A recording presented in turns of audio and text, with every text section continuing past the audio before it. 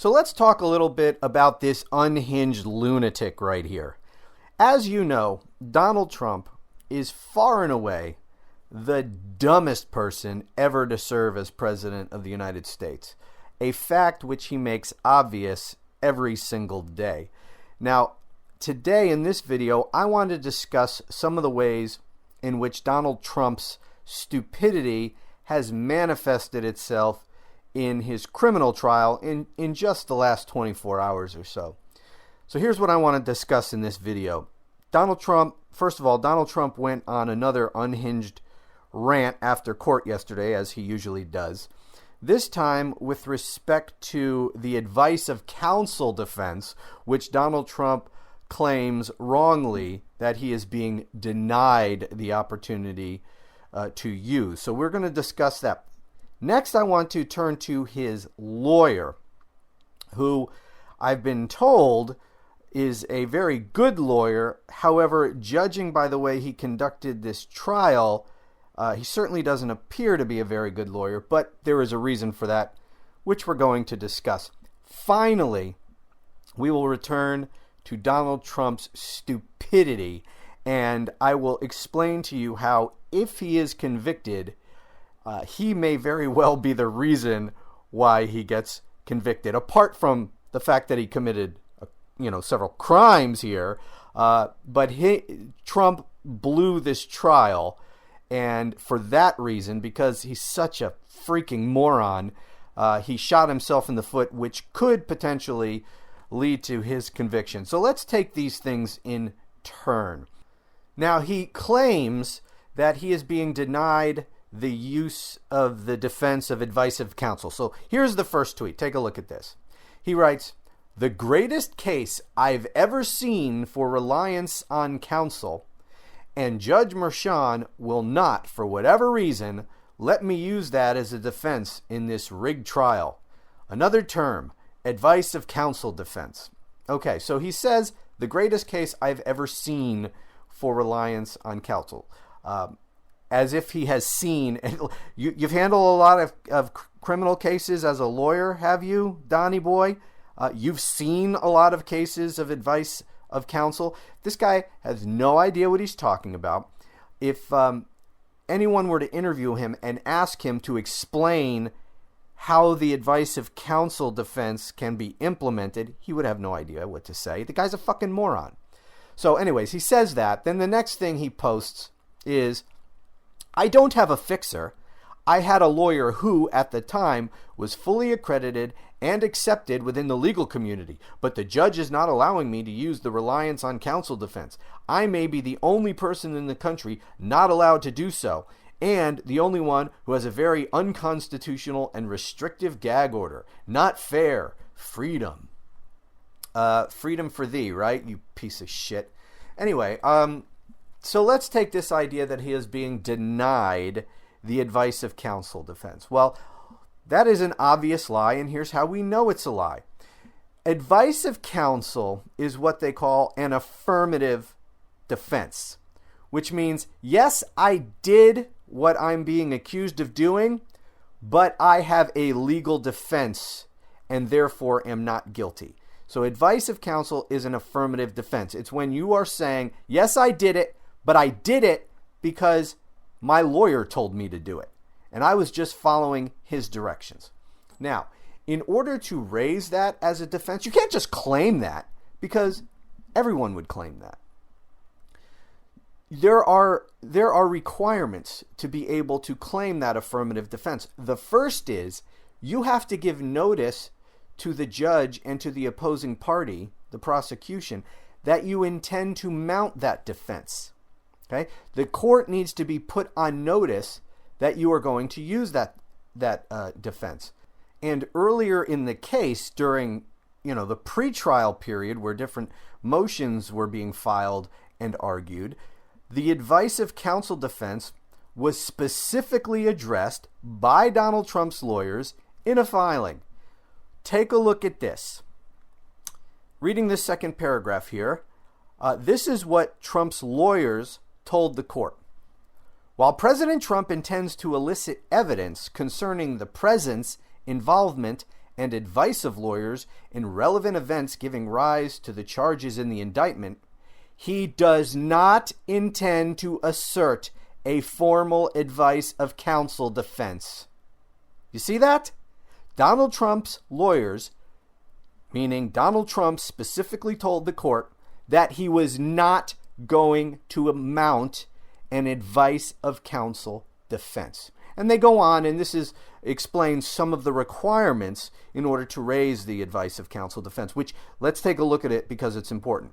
So he says he does not intend to assert a formal advice of counsel defense that would require him, again, remember there are requirements to mount this defense, that would require him to prove at trial that he, 1, made a complete disclosure to counsel concerning the matter at issue, 2, sought advice as to the legality of his conduct, and 3, received advice that his conduct was legal, and 4, relied on that advice in good faith. So none of these things are present in this case, in the facts of this case. Number 1, in order to raise the advice of counsel defense, this first part made a complete disclosure to counsel, meaning if you're relying on your lawyer's advice, then the lawyer had to know all the relevant information. So you would have to have told him everything, all the facts as you know them, in order to get a lawyer's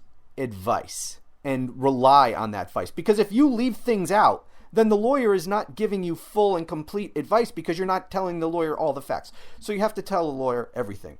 2, sought advice as to the legality of his conduct. Now, this never happened in this case. So we're talking about Michael Cohen being the lawyer whose advice he relied on. There's no evidence that he ever even sought Michael Cohen's advice as to whether or not this scheme was legal in the first place. He never went to Cohen and said, hey, I want to do this. Is this legal? And then, Cohen said, yes, it's legal. You go ahead. No, that never happened. These were co-conspirators, okay? These were two people committing a crime together. This was not a relationship of a client seeking advice from a lawyer. Just because Michael Cohen was a lawyer doesn't mean that the relationship in this particular circumstance was that of an attorney and a client. It wasn't. It was that of co-conspirators to a crime. Again, number 3, received advice that conduct was legal, never happened, and relied on that advice in good faith. Again, never happened. And there's one other component here that is not listed in the defense's motion, and here's another important part. Now, none of this applies, the advice of counsel defense, as you can see, does not apply to Trump's case at all anyway.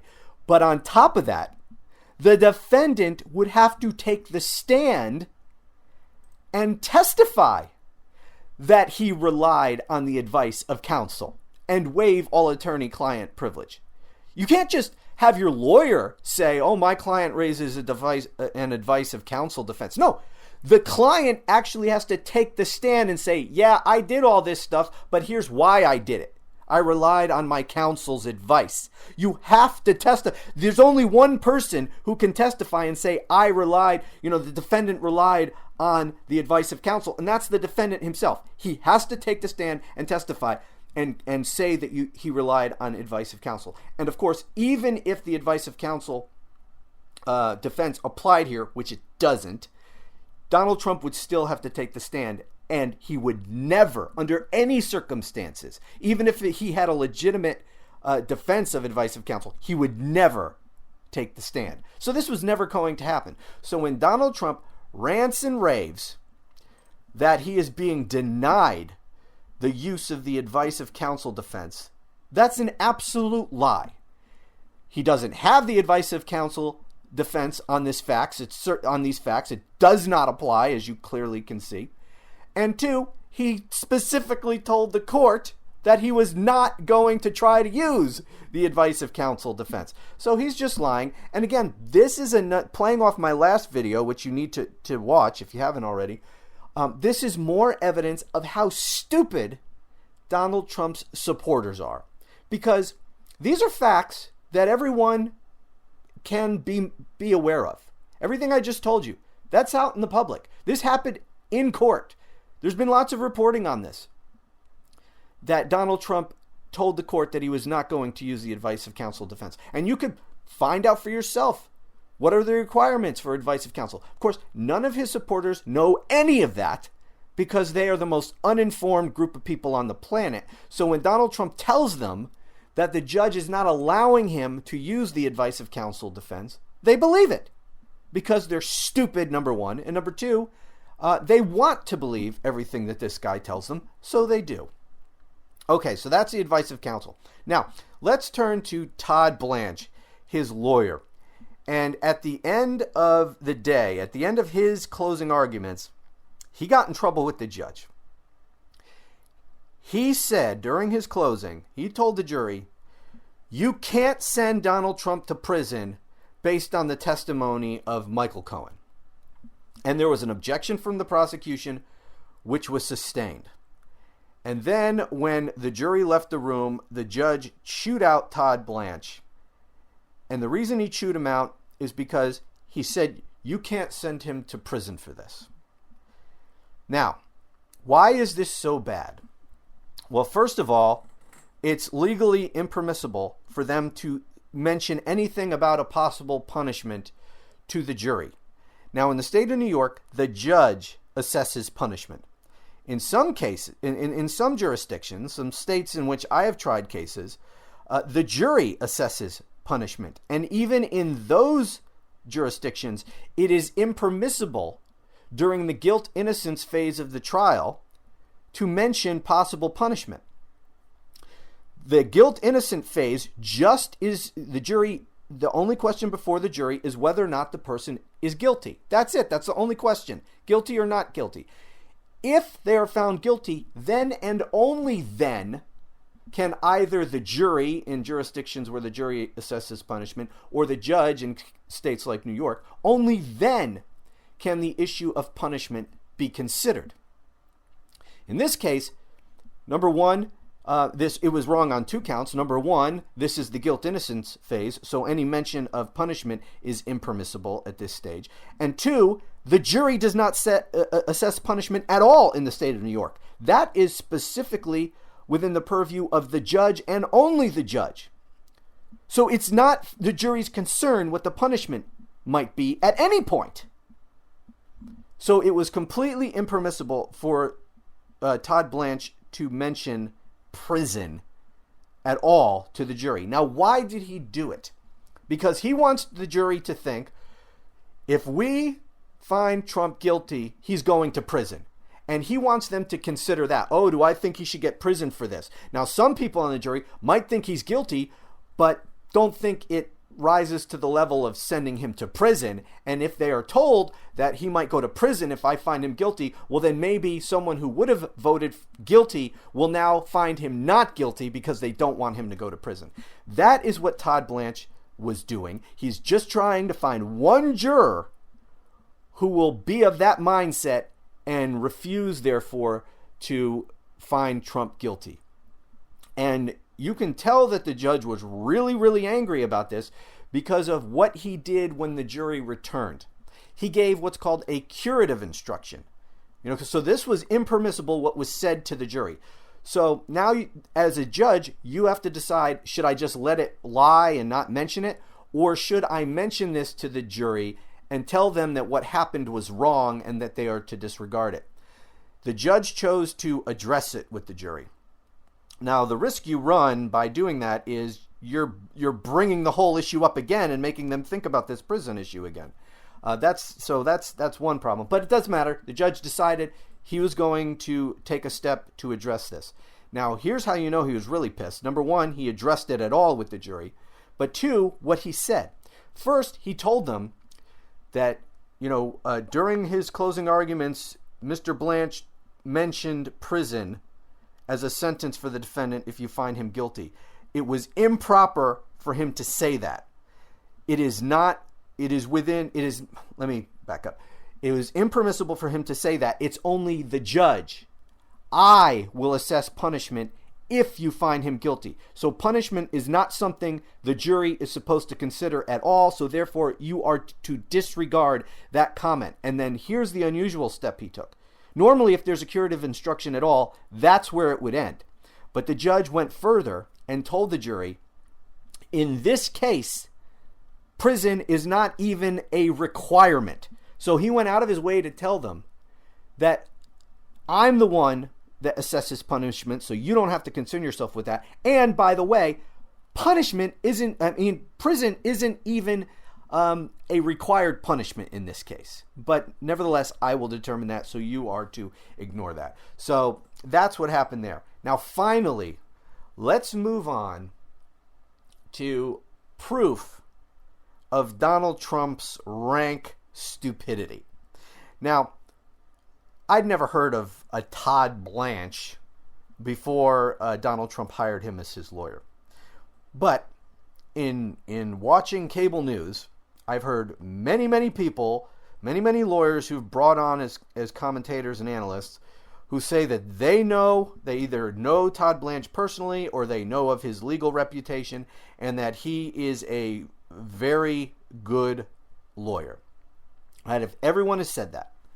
Now, in watching how he has conducted this trial, as a lawyer myself, as a criminal law practitioner myself, I'm looking at the way he's done this and I'm thinking, he doesn't seem like that good of a lawyer to me.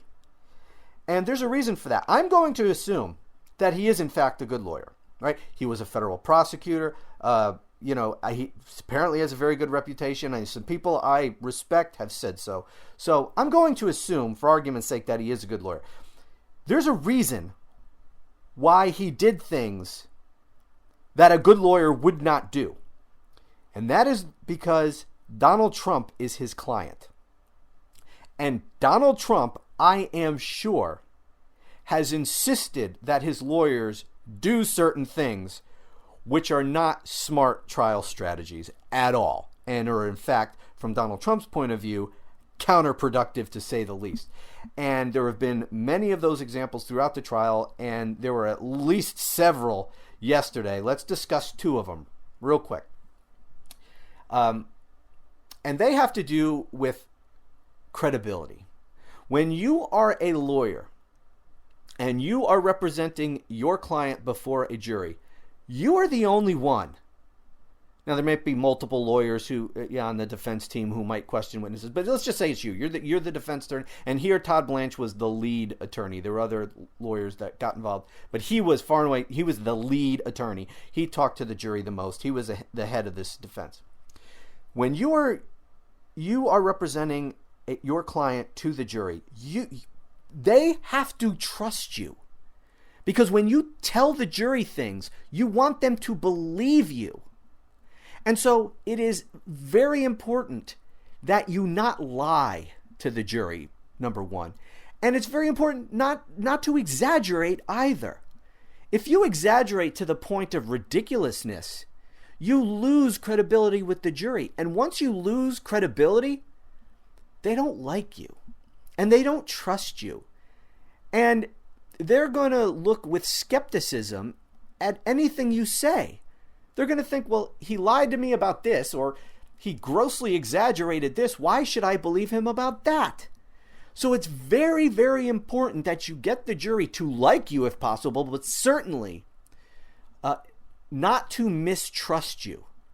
Not to think that you are someone who is trying to pull one over on them.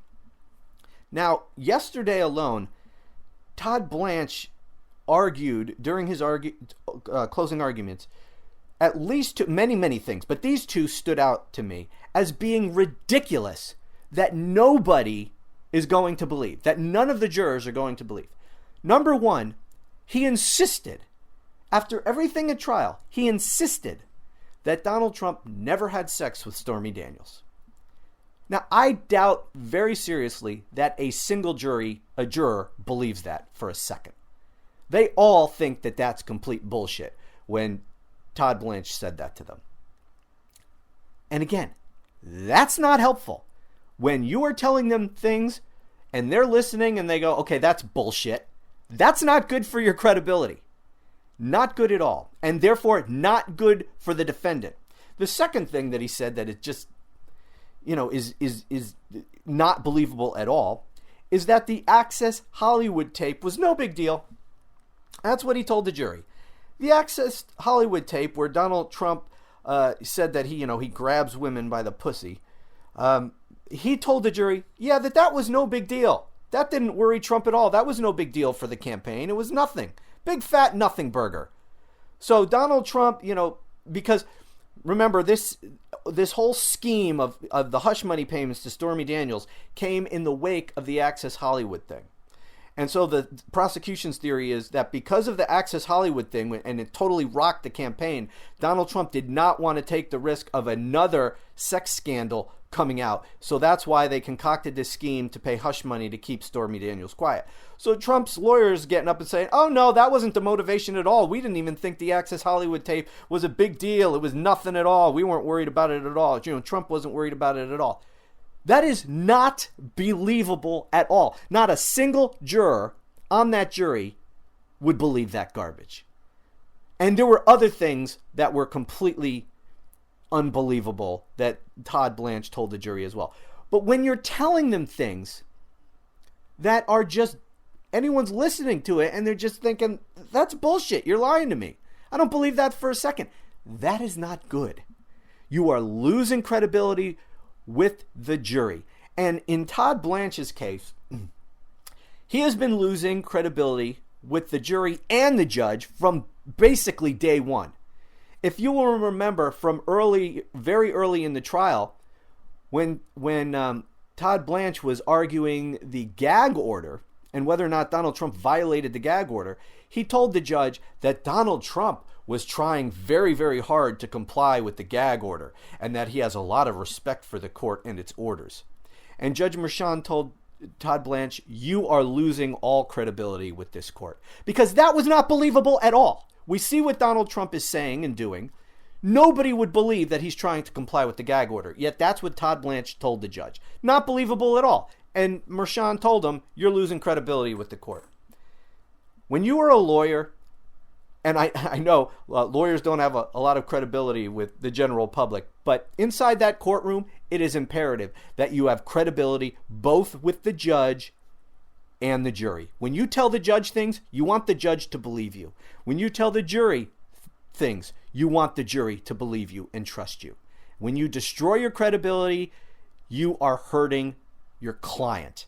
Now, why would Todd Blanche, this experienced lawyer that all these cable news people say is such a great lawyer, why would he do such stupid things like this and tell the jury such ridiculous, unbelievable garbage? There's one reason and one reason alone why he would say this stuff, and that's Donald Trump. Donald Trump, I have no doubt, insisted from the beginning that his lawyer tell the jury he never had sex with Stormy Daniels. Todd Blanche said it in opening arguments. He tried to say it during opening statements. He tried to say it during the trial, and he said it in closing arguments. And it's completely unbelievable. No smart lawyer at all, no experienced attorney at all, would say such ridiculous, provable lies to the jury. The only reason you would do it is because your idiot client is forcing you to do it. And again, this kind of thing happened throughout the trial. Todd Blanche would say or do things and you're thinking, why the hell would he do something so stupid? Either Todd Blanche is a moron, which I don't believe, or his client is, which clearly Donald Trump is, and his client is forcing him to do it. And that's exactly what has been going on from day one in this trial. So, if Donald Trump is convicted in this case, and I sure as hell hope that he is, then one of the reasons why he may have been convicted is because of the stupid shit he made his lawyer do, to the point where he lost all credibility with the jury. And here's why this is so stupid. The defense is basically, you listen to his closing argument yesterday, the entire defense is to say, oh, well, you can't believe Michael Cohen. He can't be believed. Therefore, the state has no case and you have to find my client not guilty. So their whole entire argument rests on the credibility of a witness. Well, if you're attacking someone else's credibility, it's important that the jury believe that you're credible. If the jury thinks that you're a lying sack of shit, Why do they care what you have to say about someone else? So it's one lying sack of shit trying to convince you that someone else is a lying sack of shit. That doesn't seem like the best trial strategy. But this is the position you get yourself in as a lawyer when you take on a client like as stupid as Donald Trump. Anyway, those are just a couple of things I wanted to cover. I will have a lot more to say about this. Please subscribe to this channel if you haven't done so already. Help me spread the word and grow this channel, so please recommend it to others. I thank you so much for watching. Until next time, be well, and I'll talk to you again soon.